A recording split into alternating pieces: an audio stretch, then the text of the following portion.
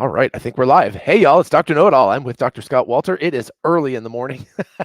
Both of us are like, Pacific yeah. time for sure. East Yeah, Coast, Pacific you time know. for super sure. So, but Yep. we wanted to talk about figure. We did a teaser a couple of days ago. If you haven't watched that video, it is one of the, I think, the second video on the list if you go back and watch. But today we've gotten all the information from Brett Adcock and Figure Robotics, and so we want to talk about that. So I think we'll start with this. I've got the sound Yeah, turned off. It's just music. There's nothing important here in terms of stuff. But that's the video they dropped just a few minutes ago. yep, Right, about a I think half hour right at ago. 8 o'clock. Yep. Yep. So a lot of this we've seen before, but a lot of this we haven't seen before. So we'll just sort of let it roll here for a minute. And apologies if it's a little choppy. Scott's got it on Camtasia, so we can break it down. And we've got Brett and Figure's white paper. They call it a white paper, but it's just threads. It's a thread. But anyway, you can see a lot more detail. You can also see the fact that the head does indeed have 2 degrees of freedom.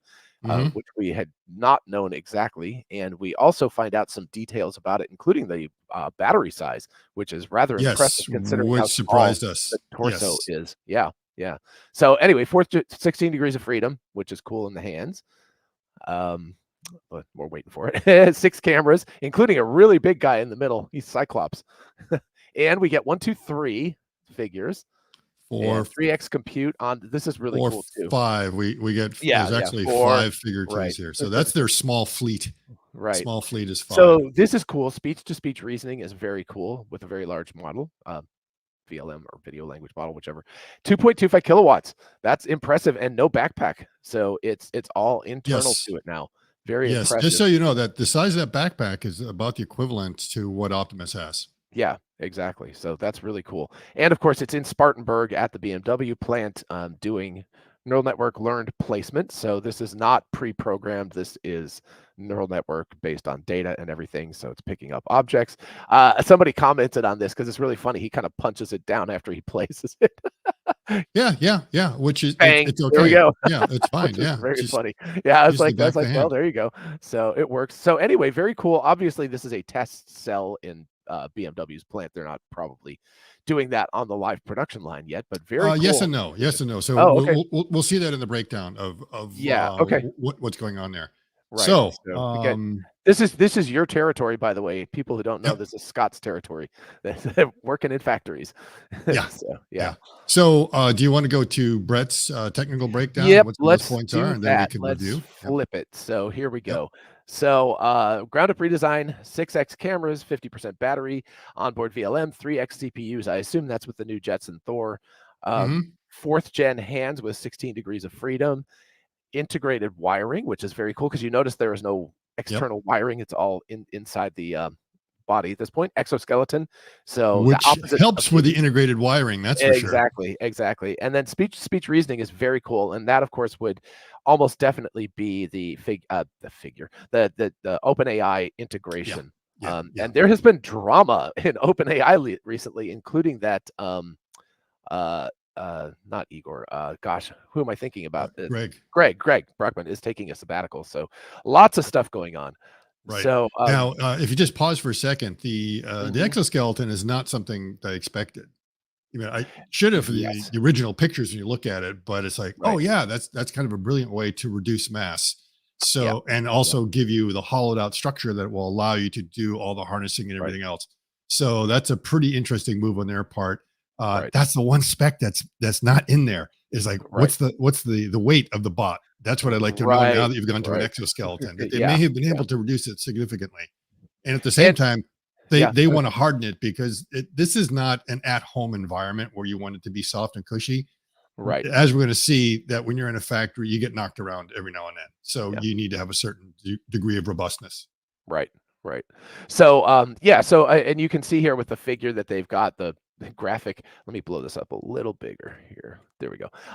So you can see there's an OpenAI model, which is what. So I would assume Optimus eventually will get this in Grok format, or potentially. I'm expecting something similar. I mean, So anyway, can I have something to eat? The model then takes that ingests it into a series of potential actions, moves the whole body controller, neural network policies, Fast dexterous manipulation, according to this. It's not super fast at this point, as we saw from the video, but it's not bad. And 200 hertz action control is really good, so you won't get like visible jittering because it's doing it, I assume, 200 times a second.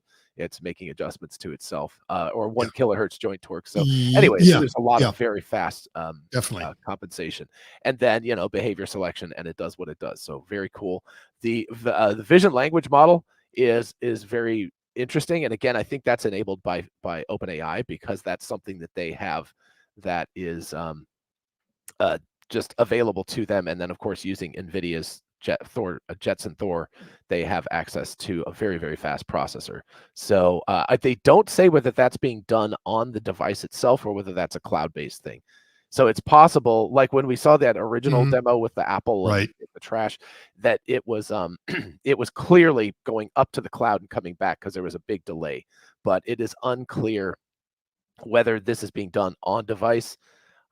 It does say 3x compute, so I don't know if that enables that or not. But it's anyway. If people know, let us know in the comments, because okay, I get some breaking news here for you. All right, even more breaking than breaking. What's more breaking than breaking? Brett replied to my question. Oh, cool. He said, so I asked, like, only spec missing is weight.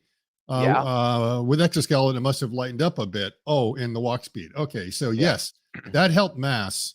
But we've increased it on the other end with a greater battery, cameras, CPU, GPU. So we net increase to about 70 kilograms, which is, we don't know what the actual weight of Optimus is either. We just know aspirational what it is, but and that there was like a 10% reduction. Also worth noting, Figure 01 was not designed for falling. So we had no structural stiffness for those loads. So they've added, so they've learned a little bit with the pilot and everything else. Yeah. And, definitely that battery pack. So they said they increased it 50%. The batteries is going to be a lot of load. Right. And they decided that it's important to get quite a bit. He mentioned somewhere in the paper that they have they will get approximately 20 hours of use out of that battery pack. And and CERN and I have kind of worked out the numbers. How do you get that? Does that mean it's a 20-hour battery pack? And last like, no.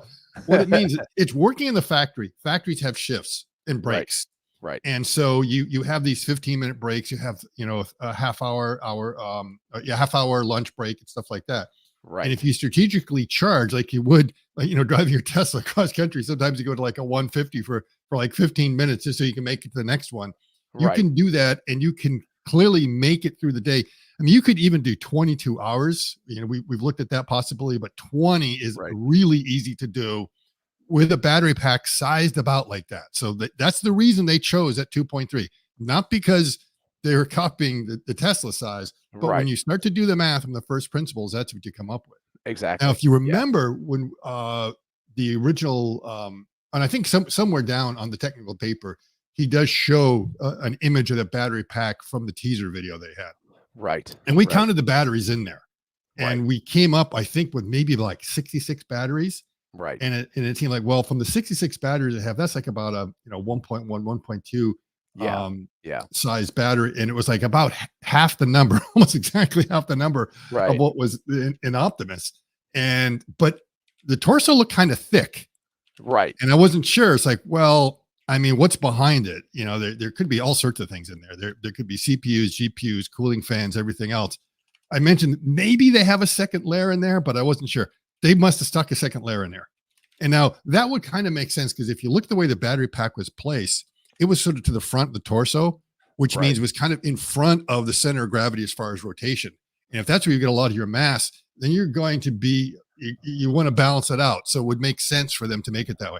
So that's the only way they get it in there. And so bravo to them, because the other battery packs that you've seen out there from all the other humanoid bots are no more than about 1 kilowatt hour. Right. And some are even less than that. Right. So they're really the second one, along with the Tesla bot, to kind of get up to that size, which means it's really being scaled or sized for the application. Exactly. Yeah, and that's exactly I mean, that's what makes it a production worthy. I think it's also important to say that it was not designed for, Figure 1 was not designed for falling, but this one, I assume, what he's saying here is this one is designed for falling. Now, for falling. So when I looked at it, it looked kind of, very Tin Man, like that, Yeah. that, you know, everything was very cylindrical. And of course, Right. why would you Right. design things to be very cylindrical Right. on Right. all your joints? Right. Because a cylinder is very strong. It's very robust. It doesn't have any Exactly. corners in there. It can take Yep. impact really well. So you're kind of you're kind of forced to come up with that form if you want to have something that's going to be rigid. Yep. Yep. Exactly. So, yeah. So this is whoops. I just Yeah, went that too was the far. image of the original So, battery pack. Yeah. Or yeah. Yeah. let's Yeah. say, yeah, So anyway, so let's see what else we have. 2.5. You were just talking about that. right. 50% more energy. Figure O2 will be able to achieve upwards of 20 hours. That is, I assume that's with charging, not on the Yeah, single exactly. charge. That's what we talked about But that. but When you yeah, do the yeah, strategic yeah. charging during the day, Right. Right. so you Take your start, break. yeah, Yeah. so you might start at 8 a.m. and Right. somewhere around, 9:30, 10 o'clock, you have a morning coffee break, a morning break of Right. some sort. That's Yeah. usually 15 minutes. Right. So long as the bot doesn't have to walk 5 minutes back and forth to a charging station, Right. it can get close to 15-minute charge. That will get Right. it, well back up to 80%. So if you start Yeah. out at like close to 100%, you're back up to about 80, and then Right. you make it to the lunch hour, and then you'll have like an afternoon break, and then you have a between shift break, which is about Right. 30 minutes. Right. And remember, they are working around the schedule because it's primarily run by the humans. The schedule of that Exactly. line is determined by the workers that are on there. The line stops. Okay, Right. it's not like it Right. keeps going. It's not like, oh, we'll just have the bots work through the break. It's like, well, Right. great, they're going to be starved before you know it, because other Exactly. parts of the line, or blocked because other parts of the line are shutting Right. down Right. because you don't have the human operators there. Exactly. Exactly. So yeah, so there's not much to be said for having it work 24 hours. A lot of people are like, why not just plug it in? And that is going to be a possibility if it's really stationary Yeah, if moving it's very, pieces. yeah, if it's But stationary, you know, yes. but what we're seeing here, of course, with the video is that it's covering some The, the, ground. the problem the problem with Yeah. plugging is like anything is like, a lot of us. I have a VR headset, right? And Right. the VR Right. headset has a cable on it. Right. And it's just annoying. I mean, like, no matter what I try to do to be able to have it hanging down from the ceiling, it just gets in the way. Right. It gets Yeah. tangled up and everything else. Yeah. That's why people prefer to have wireless headsets. Yeah. It's like, Exactly. once you get one of those things, like, wow, this is great. It's going to be Right. the same problem if you decide to plug in the humanoid bot. Is you're going to have that problem with the cable management, everything else. It gets Right. stuck, it gets caught in something. Right. And you're in an environment where you just don't want snags and things like that that can just cause the bot to fall over. Yeah. Something else goes by. So if you can build these things to not have that, not Right. need that, that's fine. Right. Much Yeah, better. exactly. And anybody who's ever had to deal with cable management for whatever reason, for Yes. climbing or for electrical work or things, it's annoying as hell. I mean, I Yeah. have an electrical like yard edger, and I've actually cut through my extension cord a couple of Oh times. yeah, all the time. Coming back and just like All the slice right time. through it. So, you know, it's like When I was a kid, we had an electric lawnmower back in the right. 60s from Oh, Sears that was Roebuck. actually a plug-in kind. Yeah. Yeah, it was a Yeah. plug-in. It had this big Yeah. thing that would wind it up and everything else, a Yeah. spool that was on there, and you had to put the stakes down right. And no matter Yeah. how careful we were, there's always a couple times a season we went bloop right with Yeah, the right, cord. right. So anyway, so yeah, so again, hollow tubular. It is a little Tin Man looking, but Yeah. in an elegant way, not in a bad way. Yep. But that allows for the integrated wiring because you can put the wiring right through the hollow cylinder. Yep. It might sound easy, but wiring is tough. That is very true, and Oh, it is. especially that See, wrist area is see, really it's really easy to get the wiring through the main part. It's like it's yeah, hollow, but it's yeah, like, oh, but then we have these joints that are moving, and right, we got to figure out how to get the wires through there. yeah, And do you and somehow and integrate it and into have the enough motor housings? play in the wires because there has to be enough slack, Yeah, but yeah. not too much slack. So yeah, Exactly. just So getting all of you that. see that Yeah, all of that there's always yeah. going to be something to figure out how to do it. Yeah. Right. Obviously, higher reliability because it's not exposed, so it's not going to get scratched or banged or Or snagged. I twisted mean, or snagged or yeah, it's all of going to that get. stuff. You're in an environment where there's plenty of things to get caught on. Right. It's prettier looking, but that's the least important concealed. But then tighter packaging, obviously. So, um, let's see. I'm gonna have to pop out of this for a second. Yeah. Whoops. This it keeps going. It keeps going. To increase robot reliability. So let me go back now. Sorry, that wasn't hardly worth the effort there. So anyway, and then onward next, it perceives and understands the physical world through AI-driven vision system. It's got a very big Cyclops camera there, and 6 onboard cameras located in the head, front torso, and back torso. So that is interesting. That is something we did not know previously, was that it's actually got torso cams. So I'm assuming that those two little guys right there are Maybe cameras. it could be. It could Yeah. be. Yep. So we've got the back torso is really cool. So that Yeah, means yeah. You can see what 3 looks on the like body. cameras in the Yeah. back. So Yeah. I would assume maybe one in the middle and two on the outside to give some sense of stereoscopic vision, or maybe Right. the body ones are the stereo vision, and maybe the other ones are owl vision. So, but it's not past here because this is solid, not Right. see-through. But so Right. probably somewhere in the And head. the head does turn. We knew it could Yep. nod. We could see Yep. from the teaser. It looked like it was nodding, but we couldn't tell because the camera was panning Right. whether the head was able to rotate, but it's very clear that it is able to go side to side. Yep. Yep. And if we look, there's a shot in the video from behind where you can sort of see the rear cameras. Oh, And you let can, me yeah. pop this open. So let's see if we can find Okay, that. stop right there. Now, Yeah. this is why you want the rear cameras. What are the bots Right. doing right now? Well, I mean, he's looking in a cage, but he's also No, but they're actually walking backwards. Oh, are they? I It didn't didn't even turn out. notice that. They're actually walking Okay, wait, backwards hold to on. get out of the way Yeah. because the Look at safety factor is that. about to drop. Oh, The that's gates, very cool. the That's very flexible cool. gate is coming I out. I So missed that entirely. Yep. right Yep. now, if you're going to back up, you need to be able to see behind you. Exactly. So let's see. Where someplace it spins him around. So yeah, I think we got two cameras there on the torso. Where is that? Oh, there it is. Sorry. Trying to whip through here quickly and okay. So we Yeah, so clearly we can there's see three clearly. cameras. Whoa, Yeah, there's three exactly. cameras They on the got quite back. a suite Wow. back there. Okay. So yeah, so we've got power button, obviously some big red stop button just in case. Yep. It's like Yep. push it and kill it. Yeah, so okay, so we've got one camera on the head, two on the torso, and three in the back. So that gives you a very, very high degree of reliability backing up in that case. That's surprising, actually, Yes. and very cool. Why the setup on the front? People would be like, why not just do stereoscopic eyes?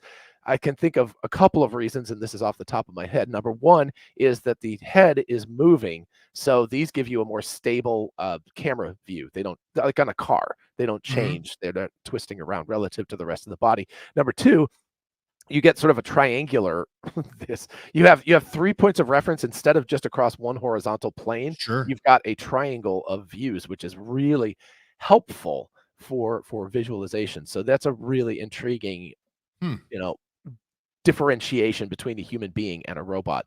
And this might be something that other bot companies might steal from them in terms of that design, because I can imagine them going like, oh yeah, that's great, that's a good idea. Okay. Yeah. So there's no camera in the back of the head. There's a camera actually in the back of the torso. In the backpack. Which is very stable. Three, and yeah. is enough to see everything. I still think there's probably a couple of blind spots. You'll be able to come from the side of the bot a little bit. That will give a certain view there, and in the front there's something, but right out the side. So they probably have 140 degrees of view or something like that. And you can pretty much project out here, given the angle of the structure. You can kind of project out like what the cone would look like going that direction. So it's pointed down, so it's more concerned about the floor as opposed to anything above. Yeah. But so you've got that middle one, which may be an extra wide angle. So you're probably talking 140 plus 140 ish. So you're talking about 280 out of 360. The way the cameras are set up is it won't see any raptors coming in from above. It's just aerial attack is possible.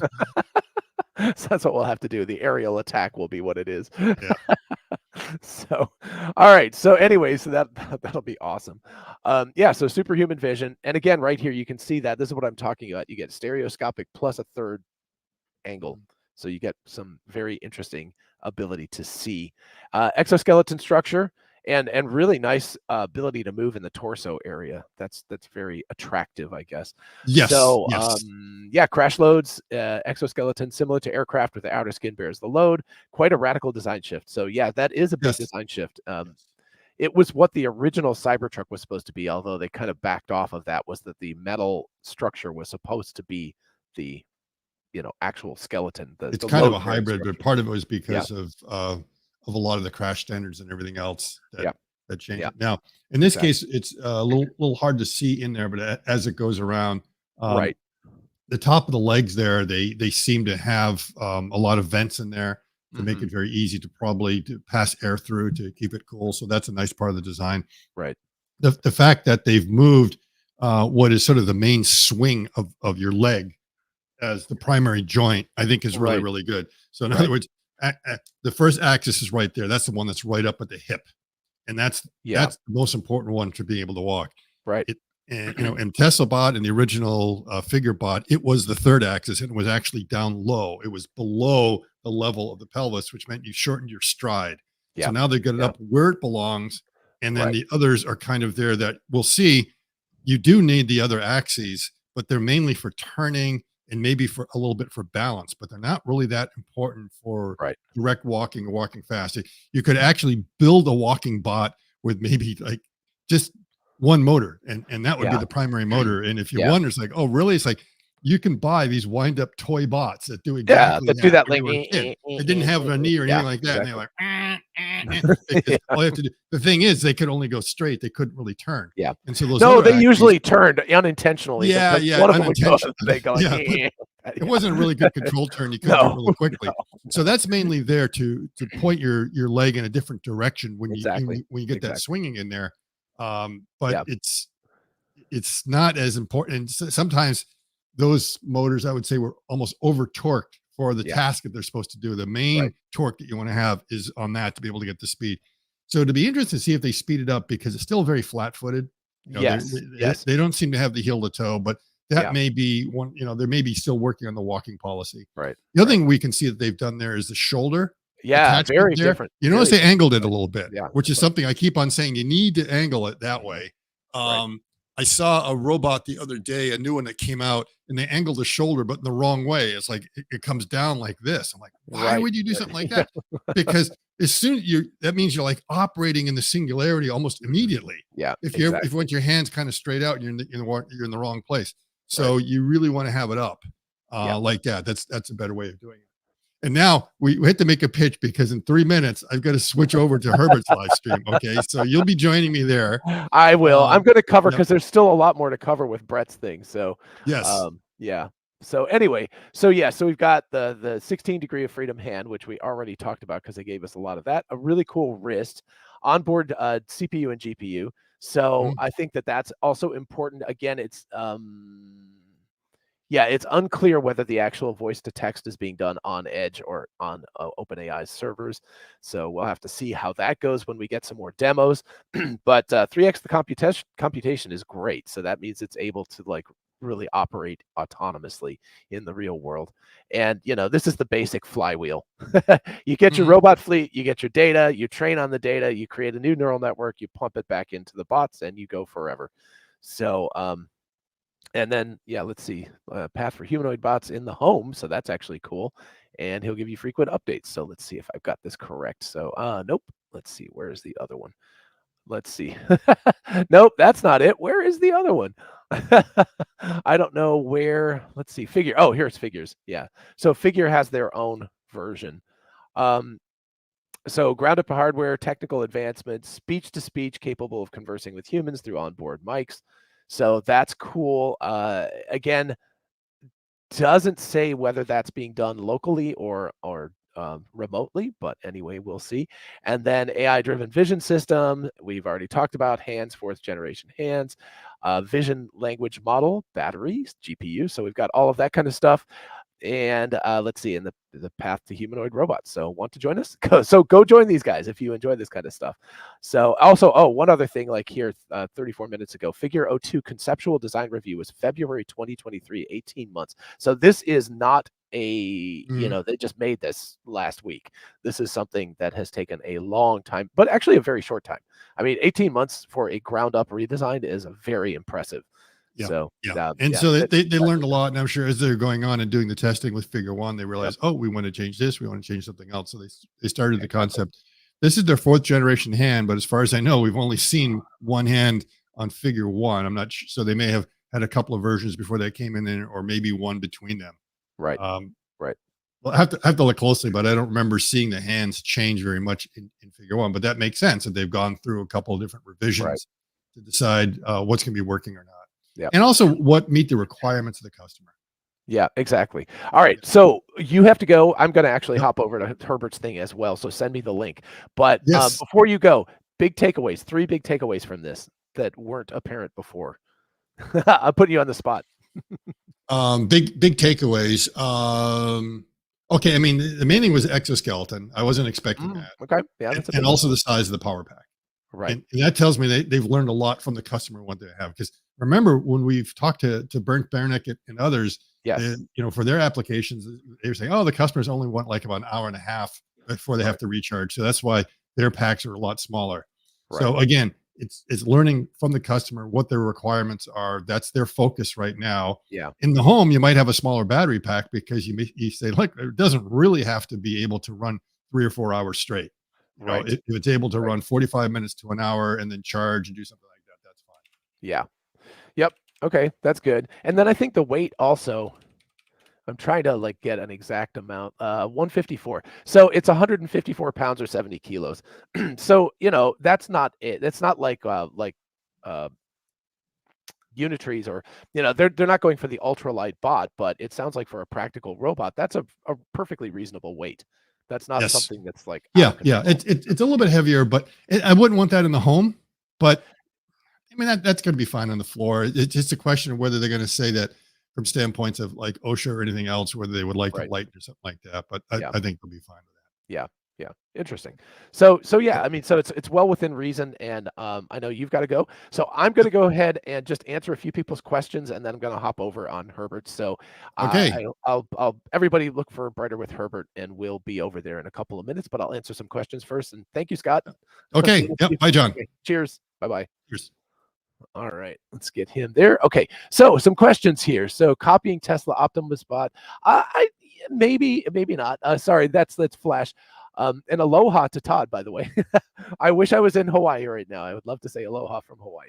But copying the Tesla Optimus bot, I mean, it's a human form robot, and so it's got constraints. It's got to look like a human being. So yes and no. I mean, if they started designing this in February of 2023, which is what Brett says, it was going to have been in development for a long time. So I think that there's a kind of convergence. What is that evolutionary convergence, right? That we see a lot of creatures that look the same, even though they evolve separately. And I think that's just going to happen with the humanoid robot space because that's what they do. But also, you're absolutely right that companies will look at each other. I would say that some companies will now look at the camera placement of the figure bot, because the two cameras down here and the one camera up here gives it a really interesting triangular ability to sense in 3 dimensions that humans don't have. We're really good at planarly separating things, but we're not so good at vertically separating things. So, there will be influences passed around. I would say this is different enough from Optimus, and just wait till you see the Optimus new hand, because it's going to be all in the forearm. That will make it significantly different than the figure robot, which has its actuators are in the palm, which makes the hand very, very thick. So we'll see changes coming along. So I would say, yeah, I mean, yeah, they can be influenced by each other. It's a little bit hard to say that they're actually directly copying, because there's enough difference in the robots that I would say that they feel different to me. Now, obviously, we'd have to do a breakdown, but anyway. So good morning to Fett, and Paul says, do you think so? Paul Bolton says, do you think these robots will be blown out of the water by the next Optimus version? I think where we're going to really see it, and I couldn't tell you about the rest of the body, but Elon has been very, very, he said, what did he say? A lot of, I can't remember the percentage, but it was something like 80%. I don't think it was quite that much of the engineering has gone into the hands. And that makes perfect sense, because this is how we manipulate the world, right? We don't pick this up with our legs. We, as Bernd said, the CEO of, oh gosh, I'm losing my mind. It's too early in the morning. But anyway, that the whole idea of legs is to, well, actually, he says that legs can manipulate things. But Jordy Ross, that's who it was. Jordy Sanctuary said that basically the legs are just to get you from one place to another, so that you can use your hands and manipulate objects. So I think that that's going to be the place where Optimus is going to be substantially ahead of the game, is that they're going to have hands that are going to, engineering wise, be significantly better than the engineering of the the other robots that are out there at this point. So that's where I would say blatant Optimus video ripoff. The video is, I have to say, the video does feel an awful lot like the Optimus video did when they started that whole thing with the the video coming up slowly and all that kind of stuff. So yeah, I will give you that. The video is very blatant video, Optimus video ripoff. So let's see. Flash 357 says it looks like Figure's trying to outdo Optimus with the 16 versions, which is true, but it sounds like within the next, well, I think Elon said by the end of the year. So I would guess maybe November or December we might see it. But the new version is going to have 22 degrees of freedom, so they're going to leapfrog this new version. But that's the way it should be. I like competition. I think it's fine. If we don't have competition, then everybody gets complacent. So I think at this point, especially, we want to see a lot of different designs coming out very rapidly, because you don't want to optimize your design until you understand what the design should be. So Sebastian says the best design modification is no design modification to a human being. Yes, except of course that human beings are meat bags, and so we have muscles and stuff, so it's going to have to be somewhat different with electric actuators. But the more close to a human, the better, probably, because we're the result of quite a lot of evolution. And so there's a lot of evolutionary pressure that's forced us to have this design. So I think you're right. You want to stay as close to that as possible, at least in theory. But again, having two eyes down here and an eye up here is actually really intriguing design change from a human being, which might provide some substantial improvements in the capability of the robots. So and the ability, for example, to see in infrared, that would be very nice for humans working in factories and other situations where there's a lot of heat that's produced, which is useful, interesting information. And so, having cameras that can sense outside of the human view. So, yeah, I think we should stick as close as possible to humans, but not completely deny that, hey, we could make some changes that are better than human. And but you have to figure out what those are and what the design trade-offs and everything are. So Steve says I'm more interested in Optimus improvements. Yeah, I think a lot of people are. And let's see, it's not Optimus. Yeah, so Pete says it's not an Optimus copy, they're both human copies, and I agree. I mean, I just think if you're going to make a humanoid bot, it's going to look like a human. So yes, there are, where the joints are located, how they're rotated, the amount of degrees of freedom you have, all of that stuff are engineering challenges, but it's going to look like a person. Otherwise, it wouldn't be a humanoid bot. So there's only so much that you can do with that. Let's see. Semolt says the reason why we have two eyes on our head is so if we turn our head, we can still do triangulation, which is also how people do things. Like again, because we don't have a triangle that we can see from, so we don't get automatic 3D. We can look up and down, and by doing that, we can get three-dimensionality. It's much more important for humans. Like this version of 3D binocular vision is way more important for humans than this version. We don't particularly care about the up and down. We're mostly two-dimensional creatures. We walk around on the ground. But I think that because it's got two cameras here, the problem, of course, is in order to have binocular vision, it's going to have to turn its whole torso, but it can turn its head and at least see things over there. So it's an engineering trade-off. They obviously thought about that. So I don't know. We'll just have to see. Maybe in Figure 3, they'll go back to a different version and they'll put more cameras in the head. Clearly, the Generation 2 Optimus did put more cameras in the head, so it was different than the Figure. But we'll just have to see which design iteration wins, and maybe both of them will win. Maybe it'll be both. I don't know. Can you give a verdict? Is it currently better than the current Optimus? Demon. Oh, God. That's really hard because we haven't seen enough demos. We've seen a lot more demos from Optimus of it picking up objects and moving it. So I will have to hold off judgment on that. I guess my thought is it better be better than Optimus Generation 2 because it's a later iteration. So it should be able to do at least some things better than what we can see with Optimus, but we'll have to hold off and wait and see because we haven't seen that yet, because we only had a couple of very, very simple demos of it picking up some big pieces of metal and stuff. So, picking up like a pen or something like that, a very dexterous kind of thing. But we saw Figure 1 do those kinds of manipulations and operations in that one demo where it picked up trash and picked up the apple and, put away plates and stuff. So I expect we will see some impressive demos coming out soon. This is just a first look at this, so we'll just have to see. Okay, let's see. Our nose helps with vertical as an unmovable background reference point. Interesting. Samote says that as well, so I guess because we can see our noses, that's an interesting factor. that gives us something that we can use as a reference point. So that's really interesting. Kevin Cheng says, would like to use this as home security. Yeah, that'd be pretty bad as home security. It is, Scott said earlier before he had to leave, that the bot itself is a little bit hard pointed for use in the home. It doesn't feel soft enough, but that could honestly be done with just a cover. It could be done with, some pillows on it. So it's like a big pillow bot. But for this, yeah, it would look badass enough that I would be, it's not going to run you down by any means, but it can certainly yell at you and make a log and do security. So I think that would be a very useful, maybe not home security yet, or maybe home security, but certainly factory type security where it could patrol a factory at night when it's not being used, or other places. So that'd be pretty cool. And Alan says his figure ahead of Optimus.